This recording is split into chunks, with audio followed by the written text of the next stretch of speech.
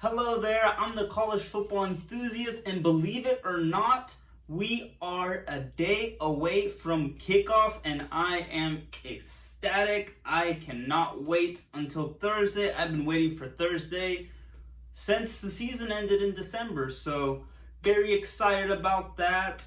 And today I will be looking into the depth chart that came out as of Monday, and I'll be going over first every position, the positions that most people weren't surprised about, the ones that we expected, so like quarterback and so on. And then afterwards, I'm gonna go back and discuss the positions, the position groups that were a bit surprising, that kind of caught a lot of people off guard for who was starting there. So starting off with the obvious, we have quarterback, and quarterback is Graham Mertz. As many people know, he was announced the starter roughly 2 weeks ago, maybe 3 weeks ago. But anyways, that's common knowledge. We know that, and behind them we have Jack Miller, Max Brown. We all knew that. And then for running backs, we also know that Montrell Johnson is starting, but Etienne is his backup. And as I've discussed, we know how their dynamic is. And I'm going to skip receivers for now and jump to offensive line. Everyone kind of knew who the offensive line starters were going to be.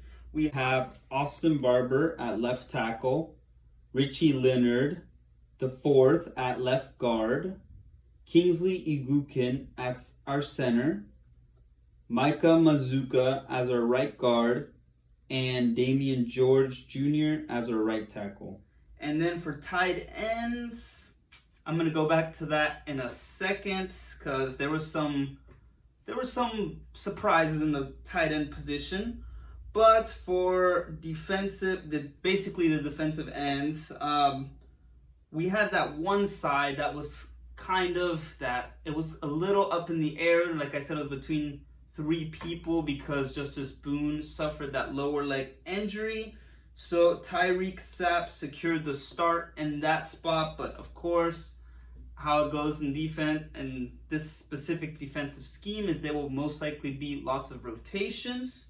So with that being said, Tyreek Sapp will be starting on that side. And on the other side is Princely, which many people knew, Uman Mielen. And yeah, like I said, a lot of people expect him to be the breakout star on defense. So that also wasn't much of a surprise. And then for nose tackle was Cam Jackson. And behind them is Des Watson. That one we also already knew. The other tackle spot I'm going to go into in a second. Like I said, because there's something there that I was a little surprised about, but anyways, I'll come back to that. I'll go to the ones that were more established. So for one side of the linebackers, we have Shamar James, as many people thought. And then I was a little confused on the depth chart. I don't know if they meant to do this, but they had Scooby Williams starting twice. They had him linebacker Scooby Williams, like that's the other linebacker, and then they had him at the Sam also starting. So I think I always mess up his first name, but Mitchell does transfer from Ohio State. Taraja Mitchell, I think he will be starting in the linebacker spot. That'd be my guess. I was just a little confused why Scooby was starting twice, but we know for sure he's starting because he's there twice, so they can't mess up twice, right? And then in the star, we have Jaden Hill. As many of you may remember, Jaden Hill, he was in the cornerbacks room last season, but during the offseason, Coach Napier moved him to the star position. So he's starting at star. And then with one cornerback, we have Marshall Jr. And then the other cornerback, we have Jalen Kimber. Then for kickoff, we have Trey Smack. For place kicker, we have Adam Mahalik. I always mess up that last name as well. And then for kickoff return, we have ETN, and then we have also Johnson, and we also have Marshall. We have some other people. It depends who the kick goes to, obviously. But most likely it will be ETN. And then for punt returns, we have Ricky Pearsall and then Eugene Wilson right behind him. So now I'm going to dive into the surprises.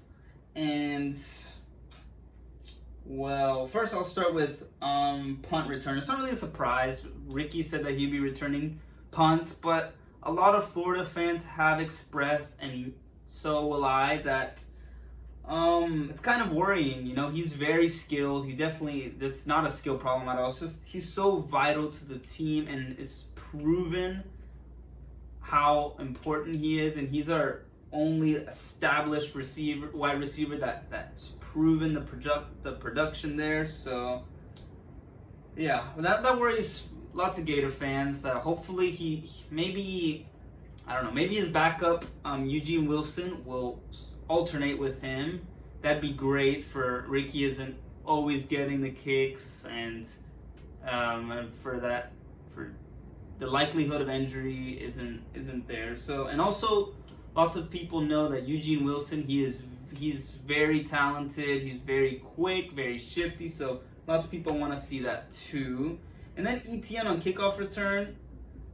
Also, maybe it'd be nice to have maybe one of the freshmen there, like, again, Eugene Wilson, because ETN is so important to the team. So I get it, though. I get it, because last season, our special teams, not even last season, over the past 2 years, ever since Tony left, our special teams has, like, kicking off and punt returns hasn't been the best. We've been lacking there, so I get it, have dynamic players there, but also could increase the likelihood of injury. So anyways, going back to the cornerback position, I said I said both cornerbacks, but for cornerback 2, a lot of people were surprised that Devin Moore is the second string behind Jalen Kimber, but again, I think that there will be lots of rotations on defense, so I think it'll be fine. And also, he was recovering from injuries, so I mean, I think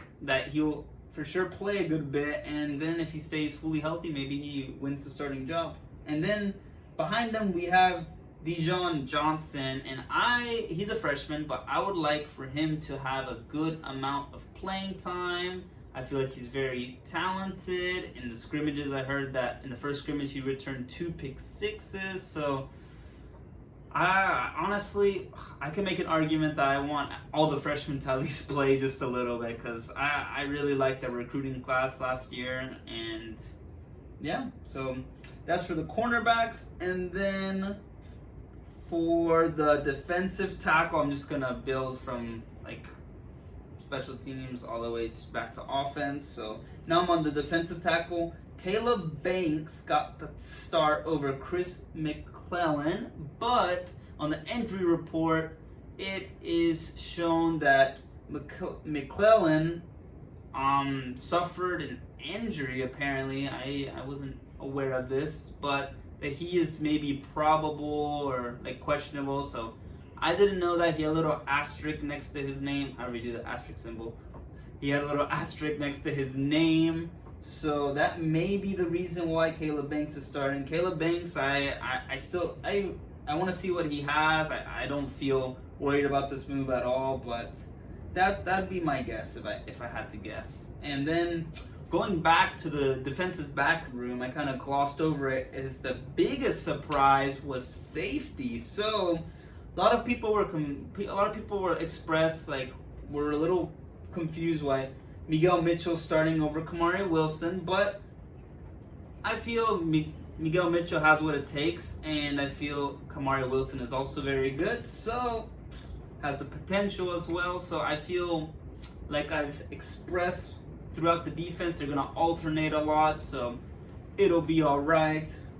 But yeah, a lot of people were questioning that, but the biggest surprise of them all is that freshman Jordan Castle got the start over Michigan transfer RJ Moten. That surprised a lot of people, but that's a very good sign. That shows that he's really taken that next step, Jordan Castle, in the off season. And like he said when he signed to Florida, he said he was coming after someone's job. So hey, he was being for real. He started now as a freshman, so very proud to see that. I love when freshmen get the chance to start, especially when I know that they have the talent and the potential. Because yeah, that's like I said, I like when freshmen start when they get a chance.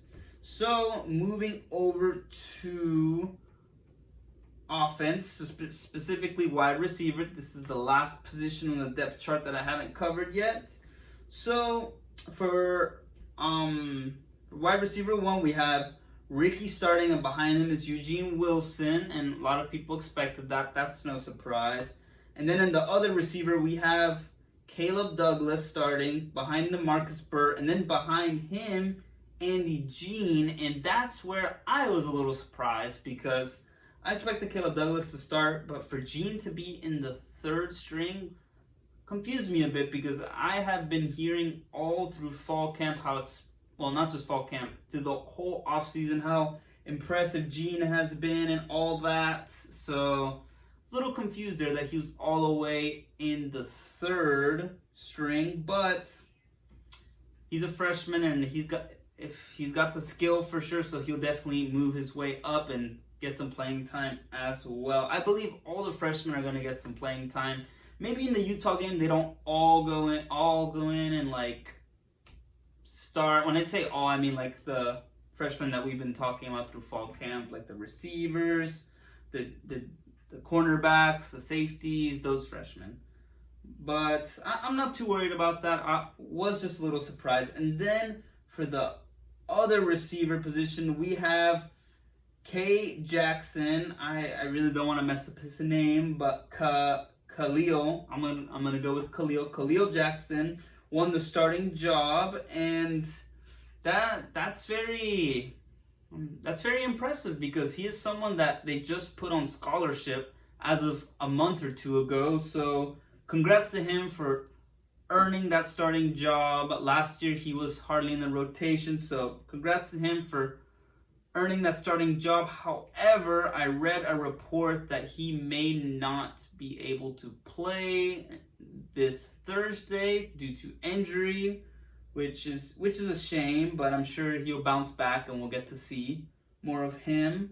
But behind him we have Jay Frazier's number 0. I'm sure you guys have seen him on the field. He caught a beautiful touchdown by Anthony Richardson versus Texas A&M last year, and then unfortunately on that play he broke his wrist and was out for the year. But he's got the skill and the size, so he will be most likely sliding into Khalil Jackson's place. And then apparently I was just kidding. The last position that I glossed over is tight end. And then I think after that I covered all the positions. So for tight end we have Xander's on one end that's starting, and then on the other end, the reason I say one end and the other end is because on the depth chart it has 2 tight ends. But yeah, so when there's a 2 tight end formation, that's probably how it's going to be. Xander's, and then the other tight end that they had listed, which was Tony Livingston. And this one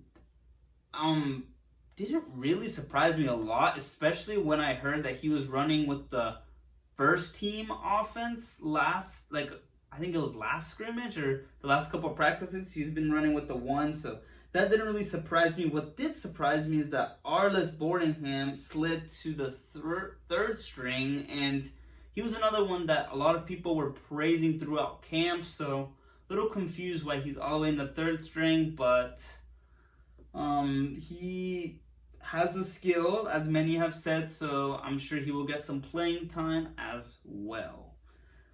But with that being said, I am pretty sure that this time I covered every position and I didn't leave any position hanging, so I am looking forward to seeing how it works out this Thursday. And then after the game on Thursday, I will be doing a live reaction video to the results, which will either be very positive or very negative.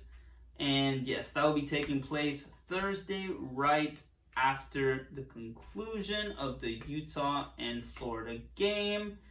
And with that being said, thank you very much for tuning in, and go Gators. I hope we get it done against Utah, and I shall be back Thursday.